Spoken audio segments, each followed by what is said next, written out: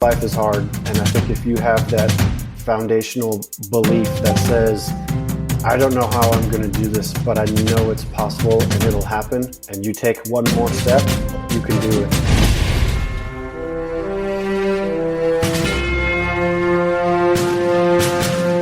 Welcome to Mindset Lessons from the Field. I'm Gina Cazazza, the author of the upcoming memoir, Training with a SEAL. Today's guest is a former Navy SEAL with 22 years of distinguished service.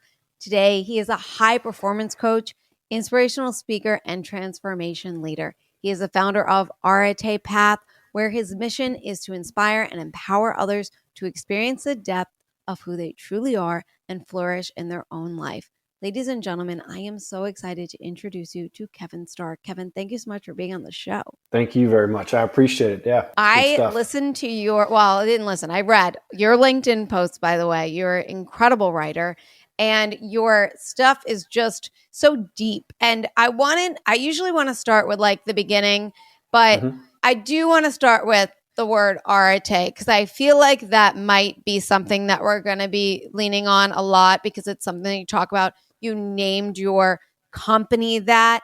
And, can you talk about the meaning for it, how that word impacted you so much, and how it translates to you and what you do today? Kind of an interesting genesis to that word is I was actually an instructor in SEAL training. We had developed a mentorship program where some very experienced senior members of the SEAL community were, in charge of basically instilling values and what it means to be a SEAL, and like how do they integrate the SEAL ethos into training. So they would come by and give guest lectures to the class. And at first I was a little hesitant. As an instructor, our job is to make training like super hard. So anything that was new that would be brought to the students, we would look at kind of suspiciously, like, okay, is this trying to make it easier for them? Like, what is this? And so I sat in on the class, and it was being taught by Master Chief Will Guild. He just walked in very unassuming, and he walked up to the whiteboard and he started going over the Stoics and talking about virtue and ancient Greece, and these words like eudaimonia and flourishing. I was like, what is this? And then towards the very end, he said, but the ultimate goal that they're trying to achieve was this word excellence. And he wrote arete on the board. And he's like, it's like you just being at your absolute best. He said, it's fulfilling your purpose. It's living meaningfully. It's service to others. A lot of other ideas and words. And he left them with the thought of like, this is what you guys should be aspiring to, is arete, is excellence. And I was like, okay, what is this? So I'm sitting in the back taking notes on something I was sure I would have no interest in. And that started kind of a journey into understanding like what were they truly trying to define, this idea of personal excellence, this inner excellence. And as I dug into it, I really fell in love with it, because it's about you becoming your best, and it's about how you do so in the service of others. And I was really drawn to the unselfish nature of how you can be your best self and refine yourself and grow as a person. And I was especially drawn to how it's the value of it is in your character. It's climbing Mount Everest, but helping people along the way.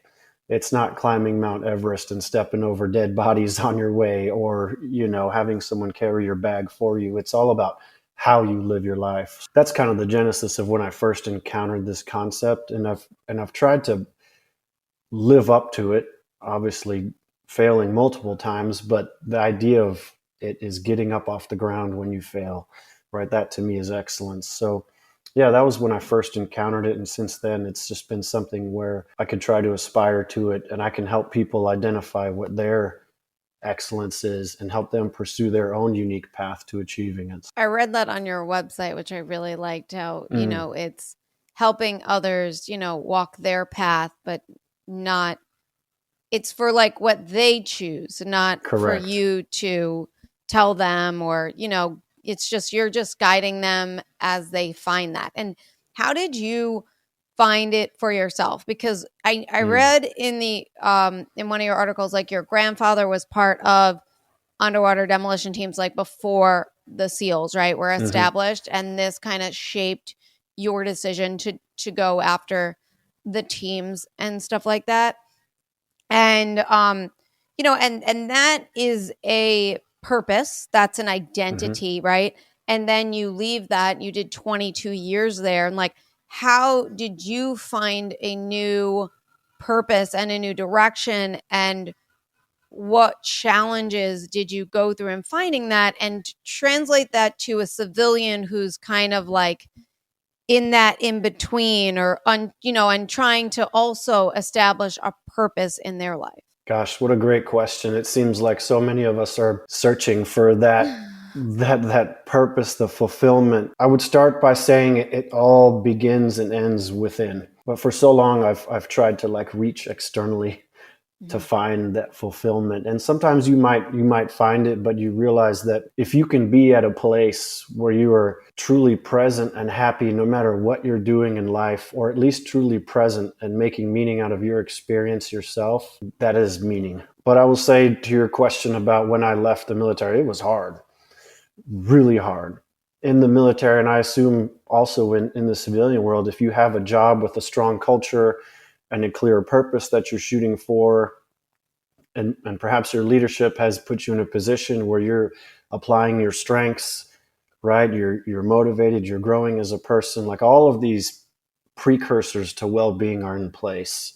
In the military, it's clear as day, because you're like, hey, here's our mission, here's the people that you're with, more than you're with your family. So you have Mhm. the human connection going on, you have the purpose, you have the precursor to personal growth and development, so you could be the person who's fulfilling your mission. So it's almost like those things don't need to be sought, because they're thrown at you and very clear.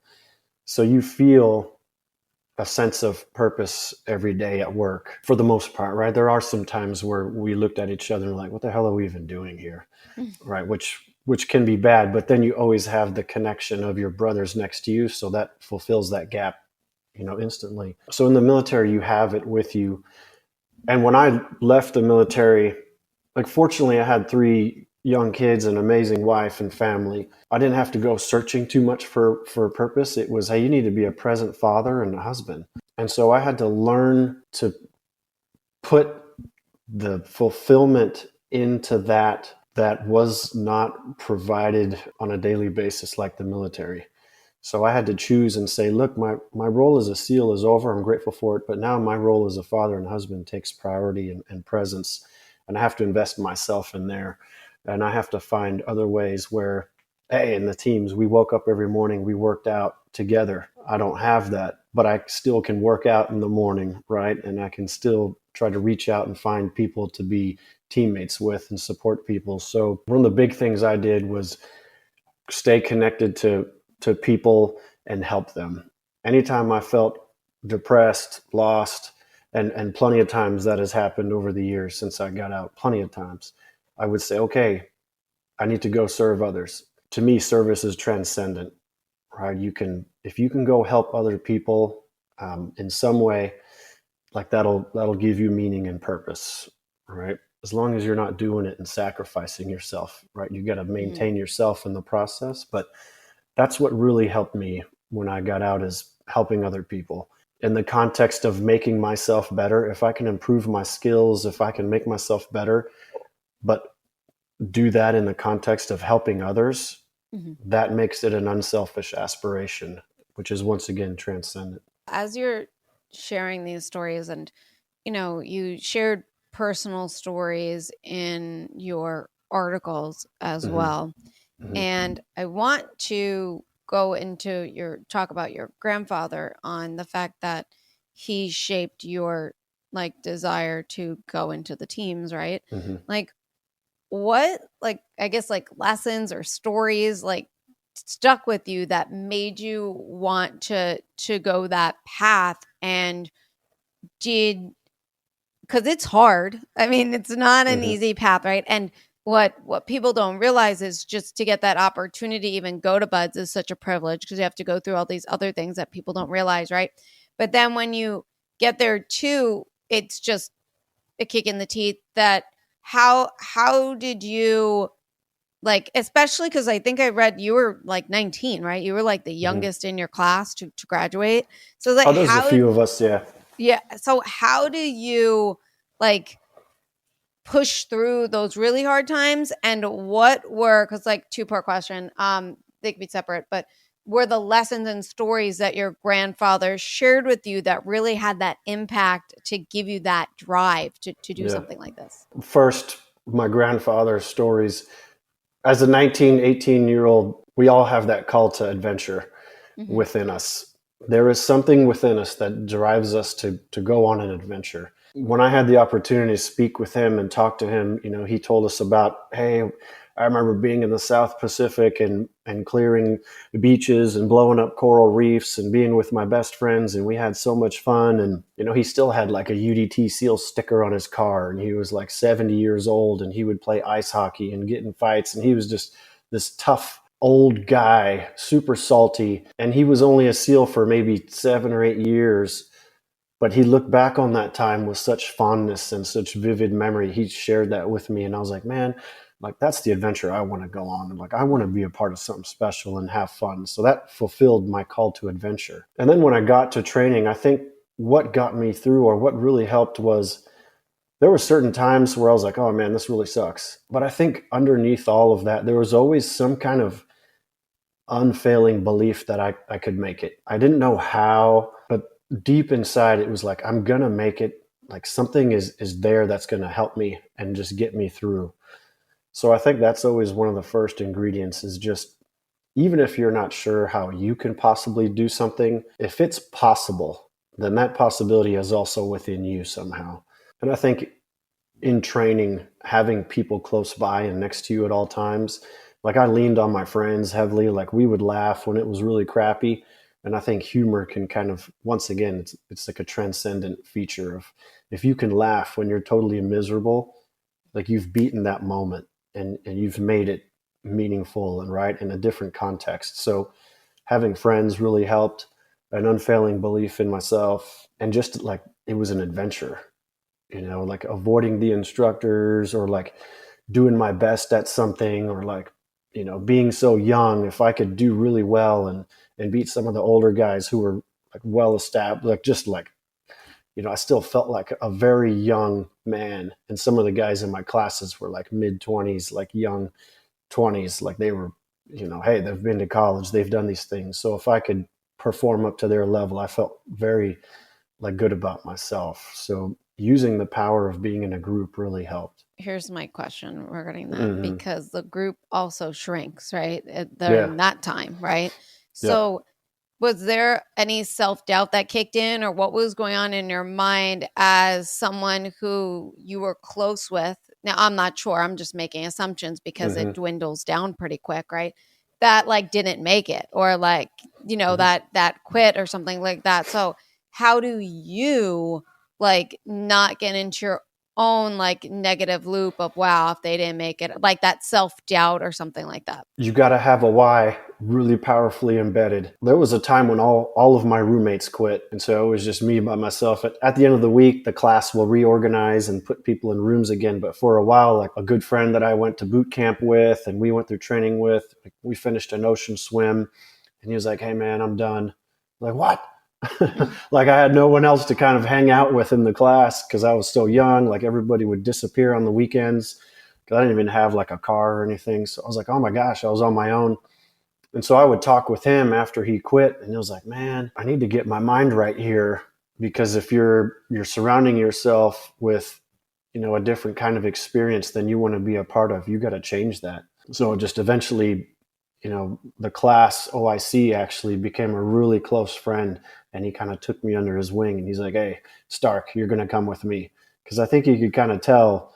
He's like, all right, his buddies are all gone, and he's kind of like a lost puppy in a way at times. So he took me under his wing, and we would do all of our timed runs together and everything. So I think having people like that reach out to you and help out was really important. And so that helped. But no, you're absolutely right. When it thins out quite a bit, you got to make sure you're choosing to be with the right people. Were there ever moments where you thought about it, or that you weren't sure if you could go? And then how did you like pull through that. And I mean, and I'm curious on if whatever you started to do in that moment also was something that you did throughout, because you did like extreme physical mental challenges, right? You went through Hmm. ultra marathons like Badwater, and that's supposedly like the toughest challenge out there, right? So it's like, what do you do in those really tough, because it wasn't just buds that is the tough part. It's like it's always tough, Right. it's always hard, right? And then Exactly. when you get out, you even put yourself through more challenges and things like that. So Hmm. how how does it reshape your understanding of mental toughness, and how do you maintain that mindset when you're facing adversity? First thing that comes to mind is just as simple as it sounds, one more step. There's so many times when you feel like, oh my gosh, like I am done. I'm so tired. This is ridiculous. Like I'm over it. But one more step and you'll see something new, you'll experience something new. Like after taking that step, something will change. And if it doesn't take one more step, right, I would always tell people there's always a switchback on a mountain. When you're climbing and you're miserable, and then you get to a point where there's a turn, and you can stand at that turn and just go, ha, and then keep climbing, right? There's always an opportunity to kind of take a breath and relax and come off the gas pedal. So many times people don't take that one more step to get there. So that was one thing I learned, is like, no matter how crappy you're feeling, how miserable things are, you can always go one more step. And I think that drove me to pursuing things like the ultra marathons or the climbing. It was like, well, how far can I go with that one more step, right? Like, what's possible? And I would realize that I'd finish a race or something, and even though it was like physically it would break me down, like, well, if I cross the finish line, like, what else could I train to? So I was always fascinated with this idea of human endurance and how far people can take themselves. And I dove into books and stories of, even things like prisoners of war surviving, or overland, people surviving from the Soviet gulags and making their way to freedom in World War II, and just in just ridiculously hard situations, and knowing that people had done harder things than me was inspiring. So I would try to find opportunities to do those as well. I think if I could experience it, I could have that inner wisdom, which was great for me, but then I could also share it with other people.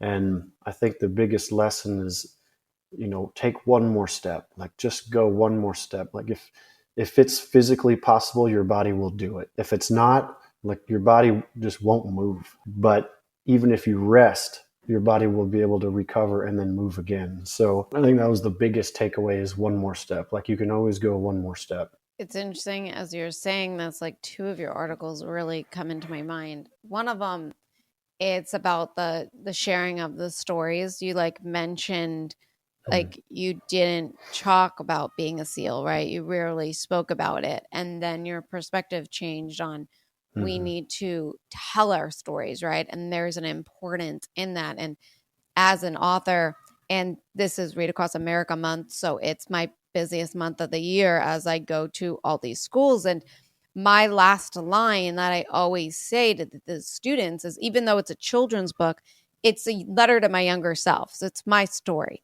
And I always Mm. say, like, you just read my story. And I said, each of you guys have your own story, and your story is meant to be told. And I hope to read your story one day, just like you read mine, to just inspire them to share and tell stories and things like that. And I want to know how your perspective has changed, and Mm. especially for those listeners that like kind of want to, come to you want to do it. Like you're like, oh, I see someone else sharing, but like, you have this, there's this, you're in your head so much and things like that. And you just feel weird about it. So I really would love for you to touch base on why it's important for people to speak up and share. Human stories are like the connective tissue, right? That tells like just the human condition. And you're absolutely right. When I was in the teams, it was quiet professional. And I was very upset when guys would get out and tell SEAL stories or promote themselves, until I got out. And I was like, well, I have to present the whole chunk of my adult life to this point in some way, right? I can't just say I was in the Navy and leave it at that, because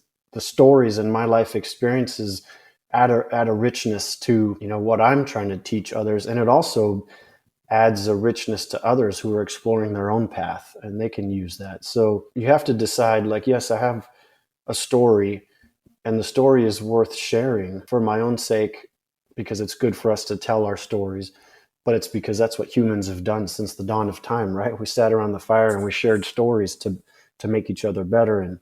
And you might share a story, and there'll be a nugget in there that I will pick up on that'll help me out, that you might not even be aware of, right? Or one of your students will never ever tell you thank you, but 20 years down the road, they're going to say, man, I was really inspired by reading this book, and she came and talked to us, and now I'm going to write my own story. So it's the ripple effect, that's connective tissue. It is important we share our stories.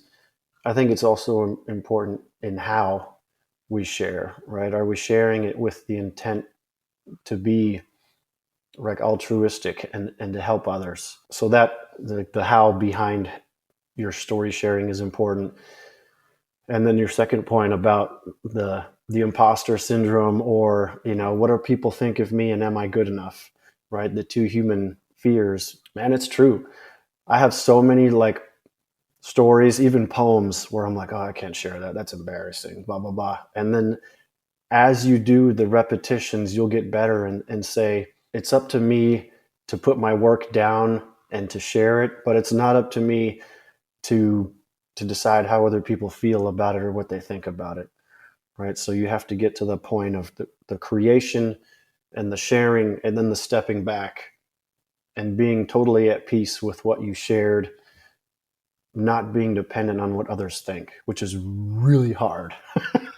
Oh yeah, and I mean, Very hard. you like hit it though in terms of repetition, and it's like it's Yes. not just like sharing. Last week, I had a school come to me. I run a nonprofit as well, and I had a school come to me that didn't have any funding, so the nonprofit gets some funding to do the Mm-hmm. author visit, and I have a list of all the people I'm supposed to be calling. And then I'm like avoiding it. I'm doing all the other stuff that I can do because it's just uncomfortable asking for money. It's weird, right? Yeah. And you just have to just pick up the phone. And after you do it, it's just like, okay, I could do the next one. And I could do the Yes. next one. I could do it in the repetition of just, okay, I got this. And then the next day, it's like, well, I just spent a day doing it. And, I had some others. I didn't put it off anymore. It was like, you do this repetition. So it's like, you do get over it, I feel like, quickly as you just start doing it. And I think the Mm-hmm. difference though is like, I do get rejected, and that's just, for me, I think that that's great when you give me a no or a yes instead of a maybe, because it just ends it right Yes. there, Yep. 100%. but I know that it's a bit more challenging when you put yourself out there in terms of writing and work, and then you get these comments, and you're just Yes. like, and the thing is, it's like, technically you invited all this in because you put yourself out there to share that 100%. story, and you have to just, I guess, ignore, or just not, not take not take the comment so personally and all that stuff. So how do you do it? Like, how do you Mm. do from I heard from a couple of SEALs that have been on the show that a lot of the backlash that they get, believe it or not, is from their own community. Oh, And 100%. that has to be really, really hard and challenging. For me, Mm-hmm. I get so much backlash with the training with a SEAL female in a prep program, and to me, I just laugh it off because it's like, well, you're not there. Like, what do but if somebody was actually there with me, my own, brothers, like that's what you go through. It's like, how do you not allow it to impact you? And if it does, how do you shake it off?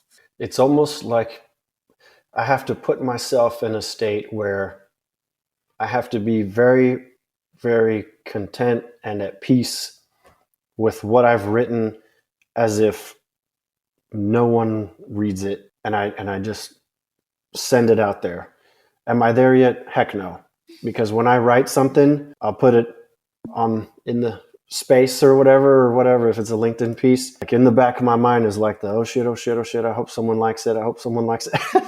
You know what I mean? And then you go check and you see, and it's like, oh, great job, Kevin. And it's like, I have to really try not to be dependent on the outside reactions. Although I want to create something that inspires others and it helps others, I have to be very careful not to use that external validation to sway my future voice or what I share, right?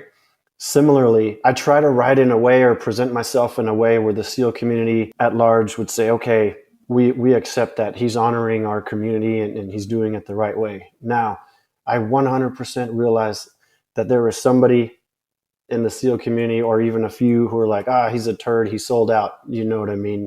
He tells about being a SEAL. So I also have to be okay with that and accept that. But as long as I can say to myself, like, hey, I believe I presented myself in the highest standard, right? Living my own arete path, if you will, then I'm good with that. And if I share something and people respond to it and it helps them, great. And if I share something and they think it's garbage, like, that's okay too. This podcast episode is brought to you by Thrivers Coffee. Podcast guest Nick McKinley's company, Deliver Fund, brings you guys Thrivers Coffee. It is ethically sourced, it's organic, and it supports traffic survivors. That is right. Thrivers Coffee is all about empowering us to making a difference in the fight to end human trafficking. That's why 100% of the proceeds go directly towards their goal of bringing freedom to victims of human trafficking. So if you guys love coffee that is organic, ethically sourced, and tastes absolutely delicious, and want to help to end the fight of human trafficking, check out Nick McKinley's company, Thrivers Coffee. How do you get past the whole mental game of, I know that you talked about, you know, you post yourself online and then like you look for that that it resonates with somebody, like that external validation. But like, how do we move past that to just kind of be free? And you talked about freedom in one of the interviews. I think it was not interviews, articles. I apologize. Where, you know, you talked about something about, I think it was actually with the Master Chief with Will, something about he was going through the brain cancer or something like that. Yeah. And you talked about like the freedom. You talked about like, what exactly did you say? Something about how he had true freedom to be able to choose his response. Yeah. So how do we get to a place of true freedom where the outside doesn't impact our inside? I'm still on that path. I imagine it would be a very liberating place where you can be 100% authentic, share your story, and be totally at peace whether one person or a million people read it.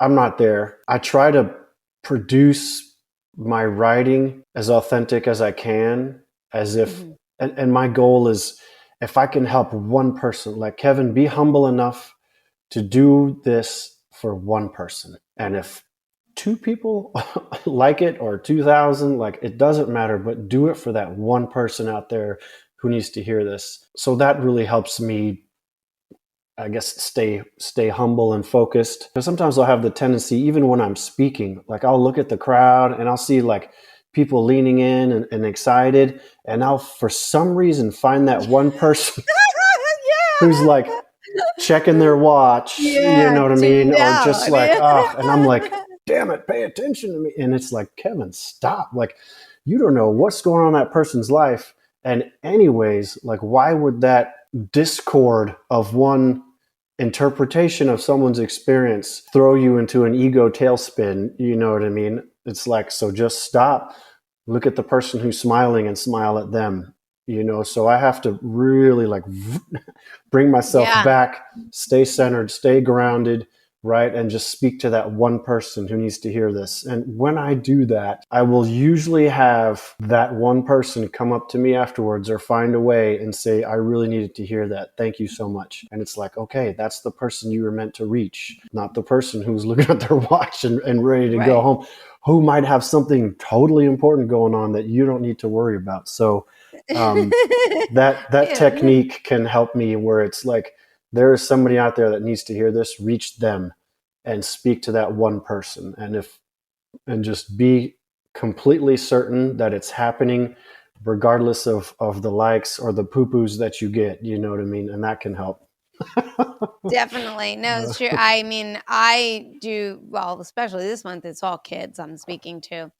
And, they can't sit still for 5 minutes. Adults can't either without checking their phones, right? But kids, like, they're running around, and I'm just saying to myself, is anyone listening, right? And the thing is, like, Yeah. yeah, I'm talking like most of the time, and I just know for myself, I'm tuned out, like, and I'm just like, oh my God, like, but Yeah. I'm like, okay, like, if they grab one thing, if they Yes. grab, they're not going to remember the whole entire thing from start to finish. Yep. I only memorized it because I said it so many times, Mm-hmm. but I wouldn't even remember it.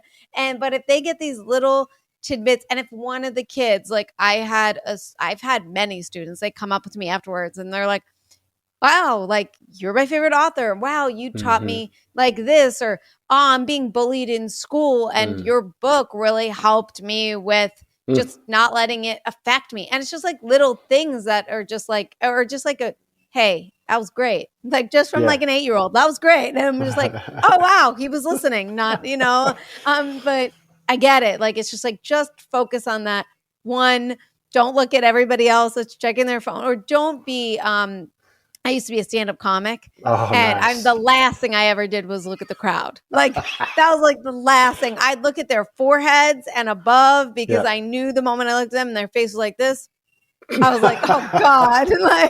like I'm supposed to be making you laugh right now. Like, and then you try harder. Like, and you're Yeah. not authentic at that point. Right. And we're pleasing others, and then we lose ourselves in the process. And I Mm. think the whole purpose is to stay authentic to who we are, right? Mm. And I want to actually, as we talk about belonging and identity and purpose, it reminds me of the article you did with that African tribe or something Oh, that the you went and Masai played tribe. soccer. Yeah. Yes. And I'm butchering this whole entire story. So, but it was the thing that struck with me was um when the conversation afterwards, it was Mm-hmm. something about like how they want to live like that, or Right. how they choose. And you said, it wasn't about like the modern day Mm-hmm. society, right? And I would love to talk about, like, what do you think modern society, first of all, unbutcher my story so they understand like Yeah. what the person said to you. Yeah. And then what do you think modern society is Mm. missing when it comes to belonging and identity that Mm. they have without the technology, the advances, the car, the home, all Mm-hmm. that stuff that we all have? So the essence of the story is when I was at the Naval Academy, we took a group of students, a fellow SEAL and myself, to climb Kilimanjaro. And then afterwards, Mhm. we were fortunate enough to visit a Masai tribe. They took us in their village for a few hours and showed us around. We got to see their homes, which were super humble, right? You peek your head in and it's just a grass thatched hut, with a few places to sleep and a place to have a fire, minimal belongings. And, after a while, we actually looked outside of their village and it's just the high grassy plains. And I saw like an old goalpost there. And I was like, oh my gosh, there's a soccer field, like old rusty soccer posts. And I was like, do you guys play soccer? And they, of course, to them, it's football. And they're like, yes. And so they ran in, some of them grabbed their cleats, and we played soccer together for a few hours. I mean, it was just an awesome experience running side by side with Masai warriors and, 12 of us from the Naval Academy. We wrapped up the day and we got to experience their day in the life, if you will. And my buddy was like, man, I just don't get it. Like, because we drove about an hour and a half from a town. He's like, why are they still choosing to live like this when we've got, in his mind, or in his words, all this abundance, right? We've got internet, cars, wealth and opportunity and jobs, but they're still choosing to, drink cow's blood and cow's milk and, live in a hut. Like, to him, it was like, I just don't get it. And I thought about it for a while and And I was on the other side of the tracks. I was like, man, what a wonderful way to live. Like, how cool is this? Like, they don't have a worry for debt or any of these other things. Like, they're in their tribe. Now, obviously, I'm sure they look on the other side of the fence too and say, man, it would be nice to have a faucet with running water or take a hot shower once in a while. But they're still choosing to live the way they are. So my takeaway was, man, maybe their culture and their values are so, they fulfill every need that they have. Like, they have that sense of strong belonging culturally that's been built in by their tribe, and through ceremony, through interaction, through like their values, how they look, everything, that the pieces are there for well-being and fulfillment. There is no need to reach externally. I counter that with today's experience, and I'm not anti-technology, and obviously, I mean, we're speaking from thousands of miles away, and we're connecting meaningfully through this medium, so it's great. But I would say that I think we've attempted to substitute what technology can provide us, largely because it's right driven by transactions or by money, right? Hey, follow this, like this, consume this, and it'll bring you something that's missing, right? Take this pill. But I think reaching externally for things that end in a transaction do not provide the transformation or the transcendence that you need, that can be done with like rich culture, values, and human connection. There's no substitute for those things. And I think that's why people are realizing this more and more, and awakening to the possibility of simplifying a little bit, or of maybe not drawing so much dependence on outside things, and working on themselves to enrich within, right? That no matter your circumstance, you can be fulfilled. And that's a large part of what I try to help people do. Is like, of course, we're going to use the tools and things that technology provides us, but we're not going to be dependent on those, right? We can choose to go use something, and then we can leave it behind, because we have the means to be fulfilled ourselves. So I really think it's important that we're empowered as people, and we attach ourselves or surround ourselves with people and things that are giving us the capacity to be empowered, that do not require a transaction or dependencies. Okay, so here's my follow-up question to this. How do we teach young kids how to build human connection and identity? Such an important question nowadays, too, especially with the power of these things, right? And how they can elicit emotional responses and provide, emotional response for kids, and emotional like fulfillment and satisfaction with, the likes and everything else. So I think being very intentional as parents, and making sure kids are getting the transformative ability to connect with other humans, and not relying on those external devices for that. I think if you're a parent, be a very present parent when you're around your kids, which is tough to do sometimes because we're all so easily distracted.